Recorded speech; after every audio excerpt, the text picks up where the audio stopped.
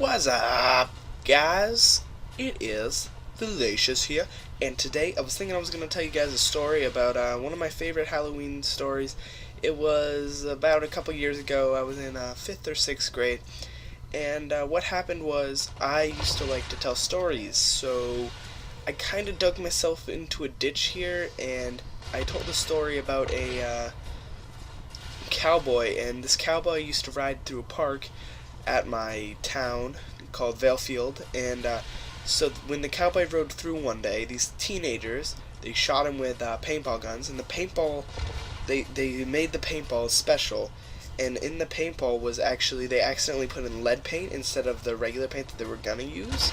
The whole point was, the reason they were gonna make these paintballs special was because the paint, they wanted it to splatter more, and they mixed the paint with like 3 different kinds of paint, so it was more liquidy, so it'd splatter and it'd cover the horse and the cowboy. But what they didn't know was that they actually had lead paint, and so when they shot the cowboy, the lead paint kind of got in all over him. They shot him so much that the story goes that the horse was completely covered, and that's all they recovered of the cowboy and the horse was only the horse. They couldn't find the cowboy. They didn't know where his body went, and I came up with this reason they couldn't find the body is because the boys buried the body somewhere in Valefield because they didn't want anyone to find out that they killed a man, and so they hid the body in Valefield. And the story was that the horsemen every Halloween would come out and shoot paintballs at kids who went by, and they'd be filled with lead, so you'd get hit and he'd shoot you so much that you die just like him. And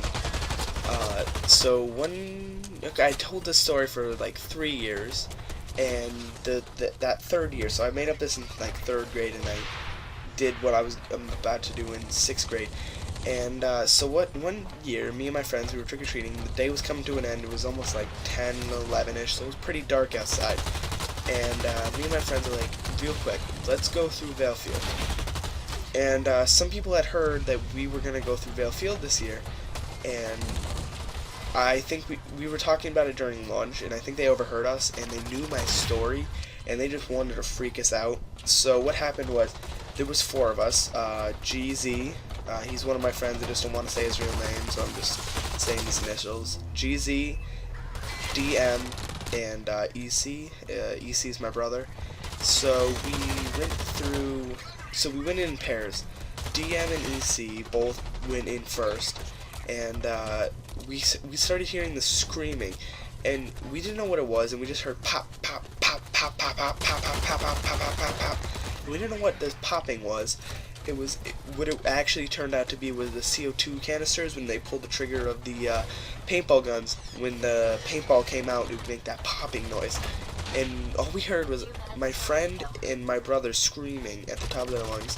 So me and my friend GZ, we both looked at each other. We decided to go full speed into Valefield. And right where I said the ghost would actually sit there and wait for teenagers to go through Valefield, because there's no lights in this field.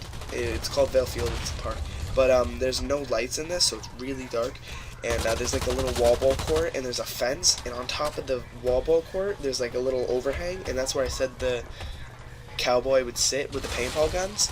So we found out that me and my friend GZ, we ran it over this little footbridge, and we looked up, and there was these 2 guys sitting there with something that looked like guns, just shooting at us.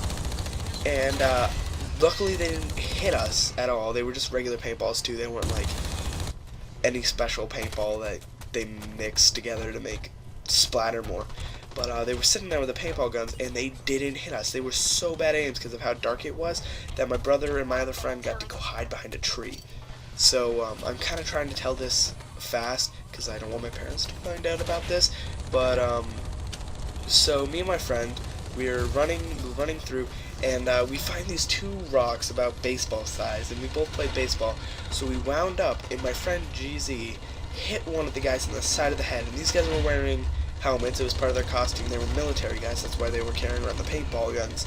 But they hit him in the side of the head, and he almost fell off this 6-foot high fence. That would have been so bad because he probably would have had to go to the hospital, and my parents would have found out about this.